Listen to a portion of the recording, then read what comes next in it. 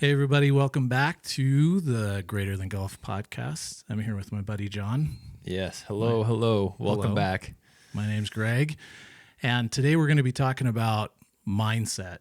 And in particular, we'll get to some things about mindset around curiosity, paying attention, and not making assumptions about things, but really it's focused around curiosity, having a mindset of being curious about things and how that leads to what it is that you pay attention to and ultimately having a sense of wonder. So there's three things to mindset that hopefully we'll get to.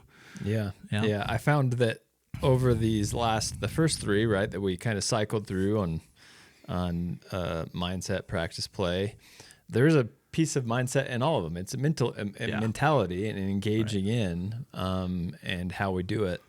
And the next little iteration we're trying to go to is the curiosity. And I think I was watching the PGA Championship this week. Yeah. And I tried to catch more of it than I did, but one part of it I was watching, John Rahm was on there, and I don't get to see John Rahm very often because I don't watch live golf.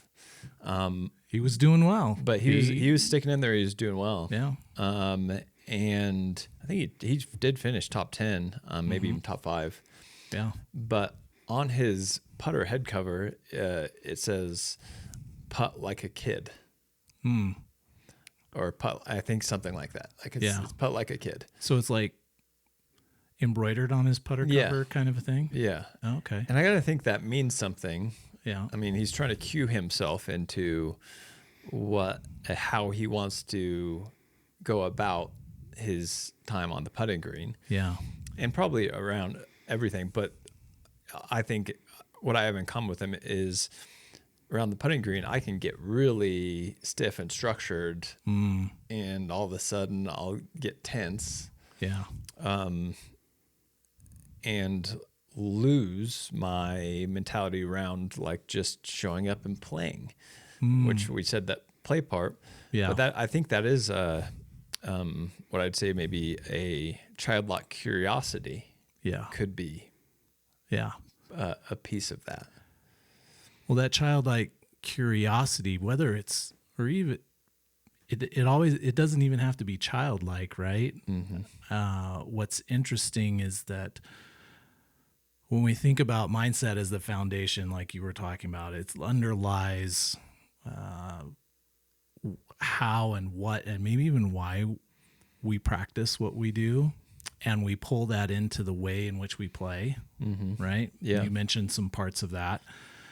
And if we lay that down as the foundational layer, say like we have a foundational layer of these 3 pillars around mindset, practice, and play. And with mindset, this aspect of being curious, there's childlike curiosity. Maybe that's something to talk about a little bit. When you think about childlike curiosity and how it is expressed on a putter for John Rahm, you started to touch on it a little bit. Maybe we can go there a little bit further. Yeah. So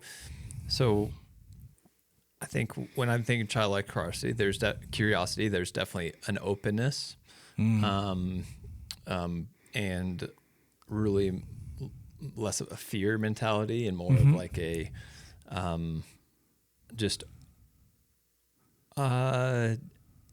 in a mixture, a mentality mixture with the playful, a playful mentality, playful curiosity, and not getting so kind of locked in or locked down. Yeah.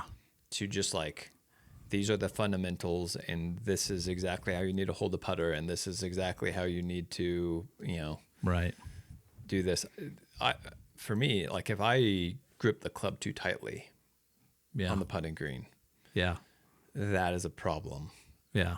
When I'm gripping the putter, it has to be as light as possible throughout the whole process and the whole stroke. Yeah. Right. Otherwise, I end up pulling it or pushing it, or there ends up being some sort of muscular dysfunction that causes Yeah. that 4 foot, 5 foot miss. Yeah. Or a ball not to roll truly on the line you're trying to get it to roll on. Right. Yeah. So that might be a little bit of a piece of it too, is the openness or the letting go of control in a way. Yeah. I'm just like, okay, I'm just going to show up here with a curious and childlike mindset, and I'm just going to let my hands rest on this, and we're just going to maybe open up my mind to a different way of seeing the putt. Yeah. Whatever the, whatever, or a shot, I guess, if we can take this on to the rest of the course. Yeah. There definitely is this key piece of not getting too certain, I guess, not needing crazy certainty. Yeah. It's interesting that you mentioned certainty, because now I have a couple of thoughts going on. One, and I think we should get to certainty when it relates to curiosity and ultimately wonder. But there's something that you were talking about there that was interesting around attention. So when we think about curiosity, attention, and wonder, how those things might stitch together around how that's part of our mindset when we go into something. Going into part of that curiosity around how you're gripping the club. For me, it's in the short game, right? It happened the other day. I'm thinking I need to use the big muscles and kind of, I think, and because I so often want to just handle it, right? Use my hands to handle it instead of allowing the club to do what the club's designed to do, right? Yeah. And so I want to take control, but what that takes is curiosity to come into that with some openness. But what that also helps me do is pay attention. If I can be curious, then I can what is it that I pay attention to? I can pay attention to the outcome of the shot. Yeah. But I can also be paying attention to what is my body doing? What are my hands doing? How am I gripping the club that ultimately results in an outcome that is, depending on may or may what not. may not. Yeah. Right. And I think that's part of the curiosity is, I wonder what just happened there. What is the outcome? Good, bad, but now I can pay attention to it, and I start to log that, right? Or I'm paying attention to it to learn what is going on. I think that's the beauty of having curiosity with a sense of attention. It's a bit like having some emotional intelligence on the course. Yeah, it's an interesting thing, the certainty piece of this, because I think most of us would like to think or would like to know the equation. Right.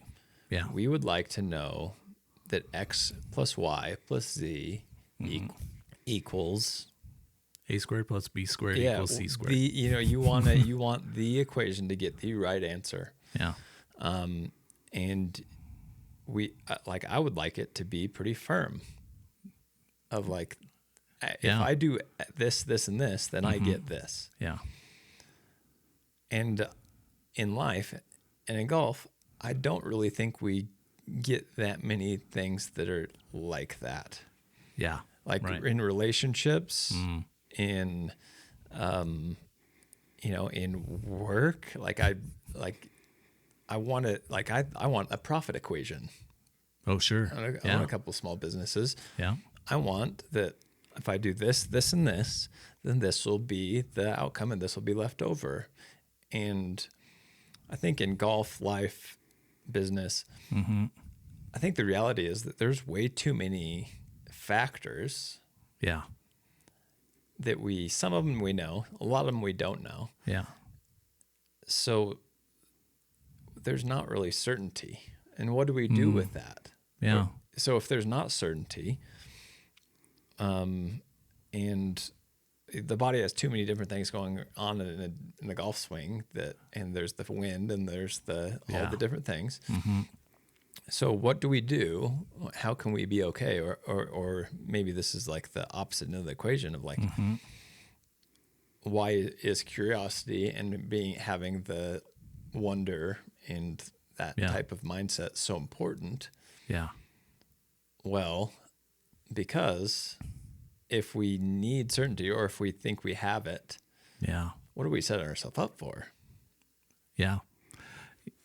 There is some research out there around why when we begin to attach certainty to outcomes, like if I can control A and B in order to achieve the outcome, whatever it is that this equals to, the degree of anxiety just skyrockets, like goes through the roof. So now we get into this almost relentless pursuit of the certainty so that you can determine or have control over a particular outcome, right? Yeah. And so often the outcome is something different, right? Yeah. Yeah. We talked about this a little, I touched on this a little bit of like, this is part of where maybe I get taken out of the play side of things, right? Okay, yeah. Is when I get a result that I feel like I don't deserve. Oh yeah, because we Right. were talking about deserve. Yeah. Yeah. Yeah. So this is a little bit of like, okay, well, I want certainty. I want to practice my swing over and over and again until I have automaticity. That was our next piece of the like the practice side of things. Yeah. So that then I can control, or at least since I have more control over the outcome of a shot. Yeah. And then, well, I put in all this practice. Like this gets into this like self justification piece. It's like, well, I put in all this practice and I actually did make the swing. Yeah. Yeah. But then it landed in a divot or like the wind blew, the rain came, the wind blew. My house was falls not down. built on the foundation and the house falls down and you're left with like this plugged lie in the bunker. Yeah. Right. And how then so if you want certainty, you're so attached to it, you're not going with curiosity. You make this happen, the outcome comes down and it's like not what you wanted, and then you're going to go to that next shot with what? Yeah. There are some things that you can kind of narrow down on a little bit, but it's never about certainty. It's, right. And I think, what if we replaced certainty, and we'll get maybe to a quote out of this book that I brought by Marty Solomon from the Bema podcast. He's got a new book called The Gospel of Being Human. Mm-hmm. And part of what inspired this is one of the first chapters. He talks about curiosity, attention, and wonder. Certainty, what Marty Solomon would talk about here is assumptions. And so essentially, let's say it's in a golf swing. We go sometimes assuming that if I change this part of my swing, if I change this part of of my grip, if I change this thing that I saw on YouTube, then the next time I'm going to go play, the assumption is the certainty that something's going to get fixed. Mm-hmm. How do I fix your slice, right? Right. So if I don't have that slice, then this is going to be the outcome. And then we make assumptions that if I do that one thing, all is well in the world. The outcome is I don't slice the ball anymore.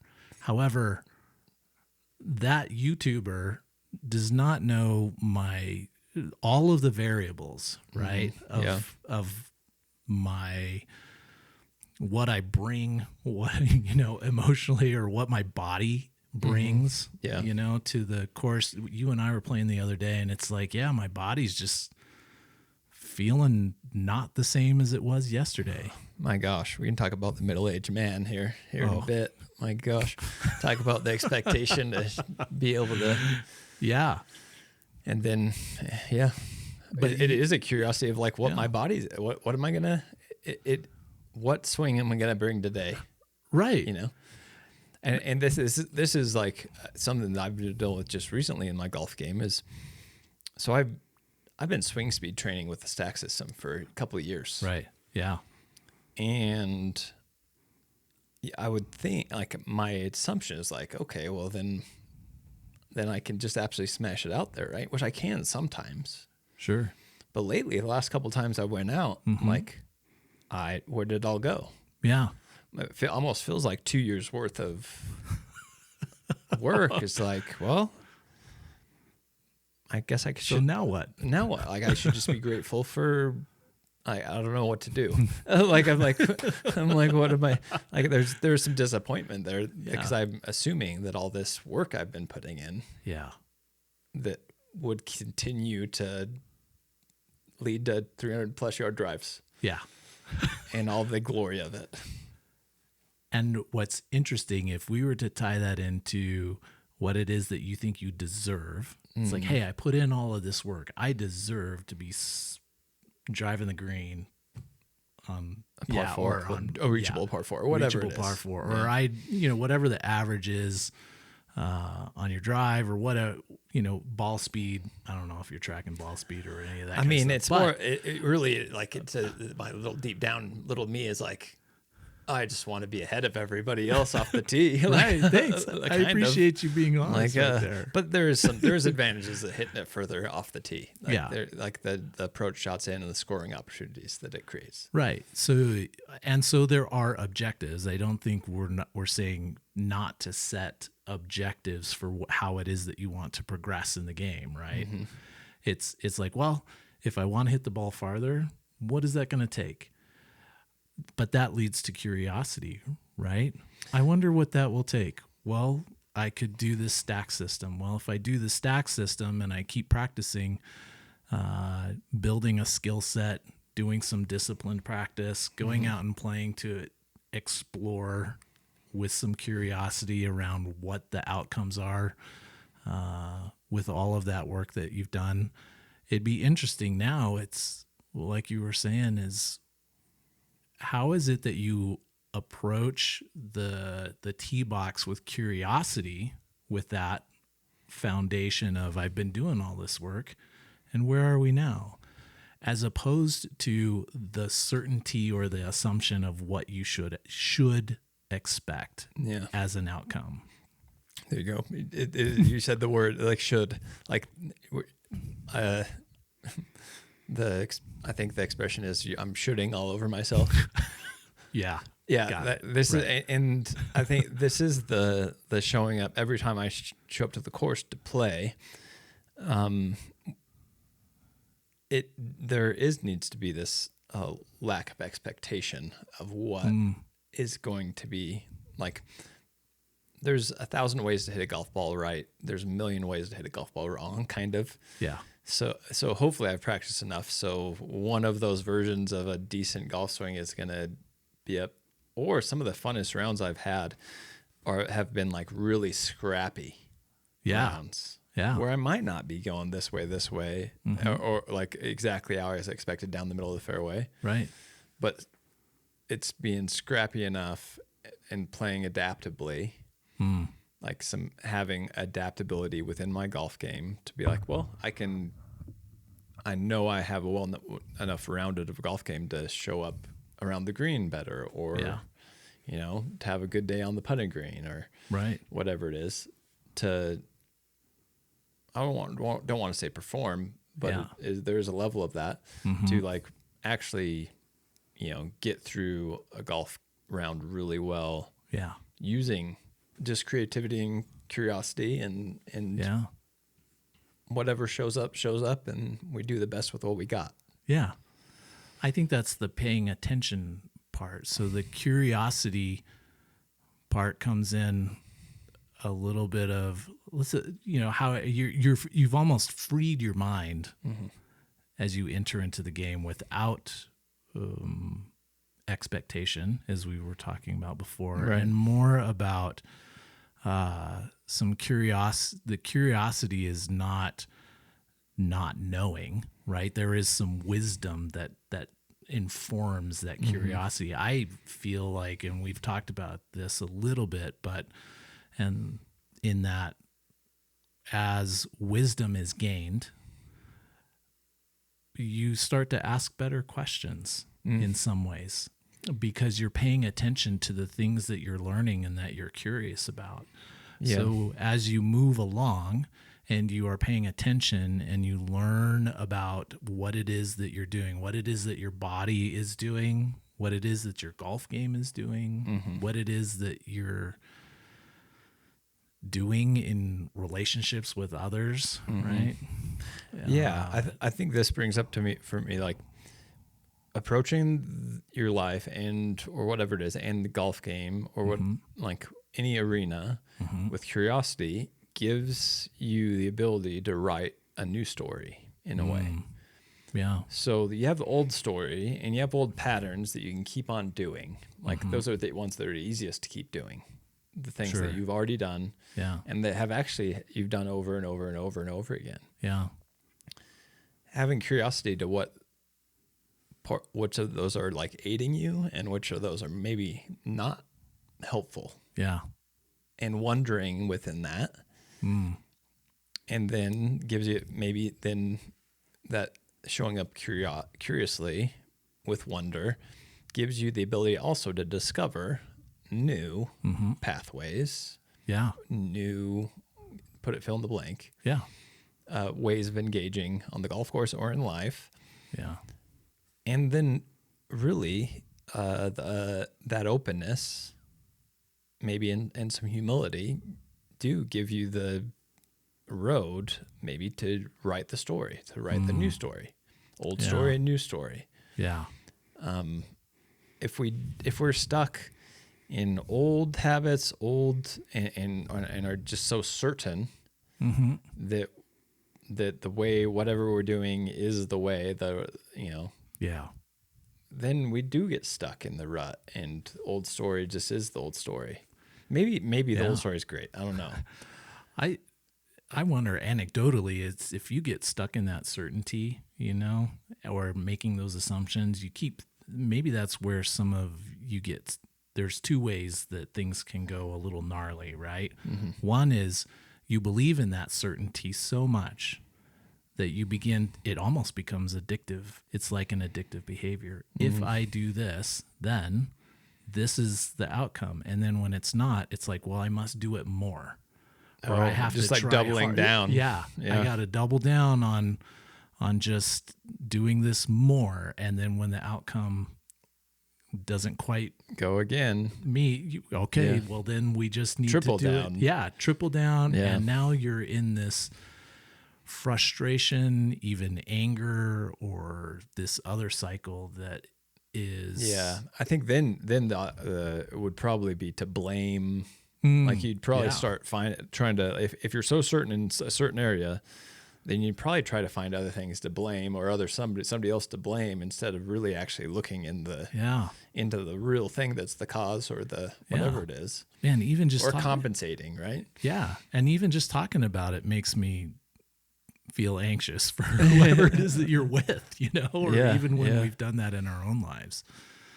And curiosity leaves us or puts us in a position of humility. You mentioned that briefly. Yeah. And I think we were just before this kind of finding a quote from Aaron Rai from the PGA. Yeah, he won the PGA Championship this week.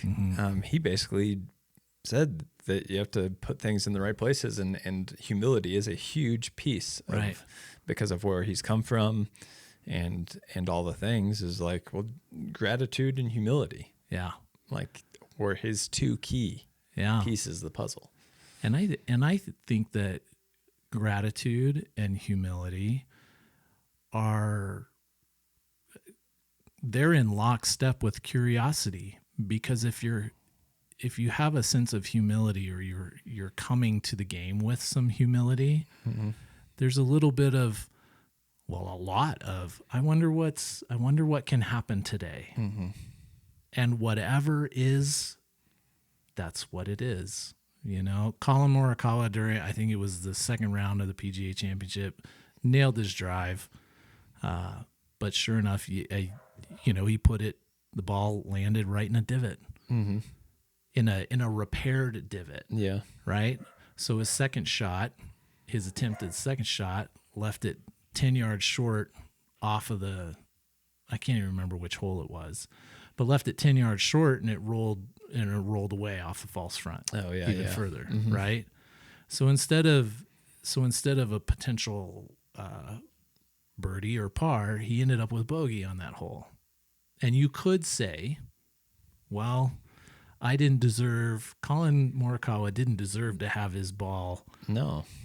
off the drive. I actually hate the divot rule myself. Divot rule. I really hate the divot rule. I think we should be able to move it out of divot. Yeah. But it's not fair. There's a lot of things in life that aren't fair, And golf, they? and that's why golf tests this. It's like, it really does. That's why the sport really tests it, because you play the ball as it lies, right? Yeah. I mean, that's right. you might have hit the best drive of your life. Doesn't mean that it end up in the best place ever. That's right. Yeah, we could talk about that tree branch that I hit last night when Isaiah and I went to go play. I probably finally found a swing right in the middle of the face on third hole at Collindale. Yeah. And that tree. Oh, that tree. That tree. Somebody should tear it down. Oh my gosh.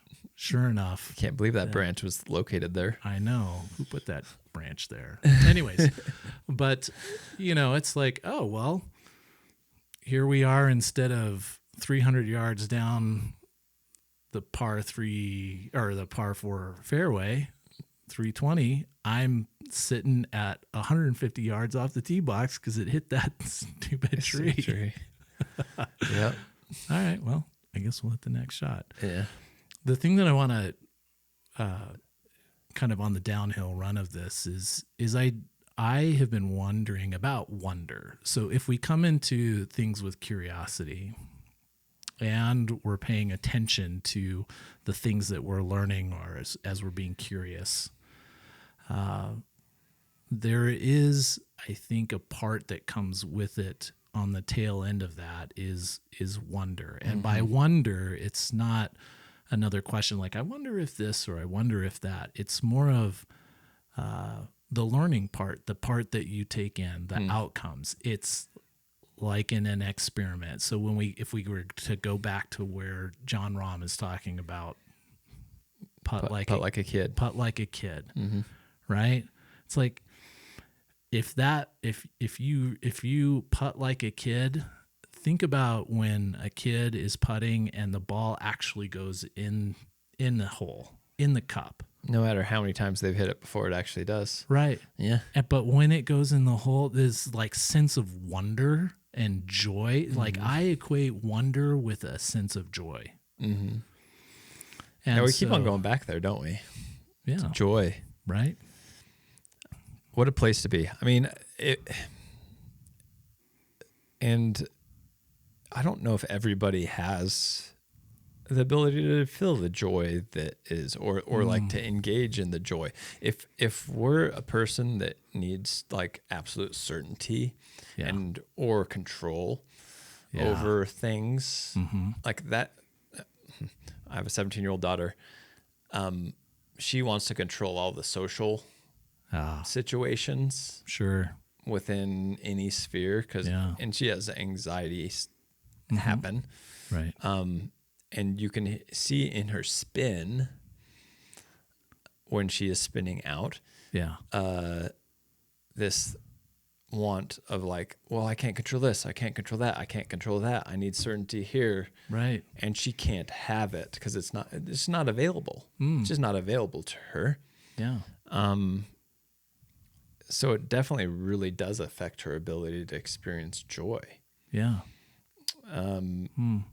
So I think you're right in the wonder side of things of like, okay, maybe I want to make this an equation, but I know it's not. Like this is like Sure. But showing up with a genuine curiosity, if you can show up, with genuine curiosity, like that being the first piece, without like the expectation, because that's where we've gotten in, like certainty versus expectation, curiosity versus control. Yeah. In a way. Yeah. And then that will unlock some things. Yeah. I feel like. And wonder. Mm-hmm. And therefore joy. Yeah. Or at least possibilities. Yeah.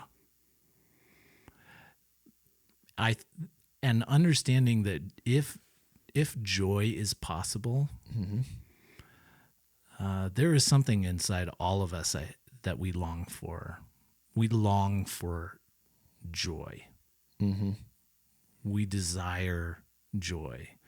Now, I think there's the right kind of thing. Maybe that's something that we talk about is what is that? What is joy ultimately? But for this conversation, I think that joy comes in like what we've been saying. We can kind of wrap this up a little bit, is coming to your golf game or relationship or work or whatever it is.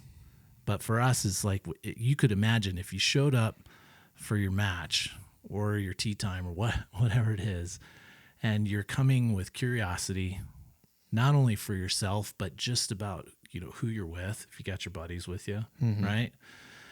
And you're paying attention, not just to yourself, your own game, but others. And you're able to kind of learn and grow in that and allow your game to be in a bit more of a flow with that curiosity as you're in it rather than out of it, right? Like we had talked about. Then you have this sense of wonder that comes. You start to notice other things. You start to notice even, I don't know for you, but even the smell of the grass when you're reading a green. Yeah. And you start reading a green and you start to notice the grain and which way it lies. And then pretty soon you're paying attention to what it smells like, to what the air is like. We look at what the wind is doing and it's how it affects our game, but have we ever stopped to think about the curiosity around the elements and what the wind feels like in just being outside? And there's that sense of wonder that brings a joy to the game. It stitches all the things. It's like the connective tissue or the viscera or whatever it is that makes why we love golf. Yeah. Yeah, it is. It's an expression of joy that can occur, that's possible. I pray that for my next round. I don't know about you. I pray for your next round too. Well, thanks. I appreciate that. Stay in it. Stay in it. Well, I think that's we're going to wrap it up there. We're looking forward to the next conversation, which is about practice, as we'll keep on this kind of mindset, practice and play. We always love talking about play, so looking forward to when that comes the next time around. But thanks for joining us for the Greater Than Golf podcast. And hopefully your next round is the same way that John and I are hoping for each other, is being able to go in with curiosity and experiencing joy in your next round. Yeah. All right. Take care. See you next time. All right. See you.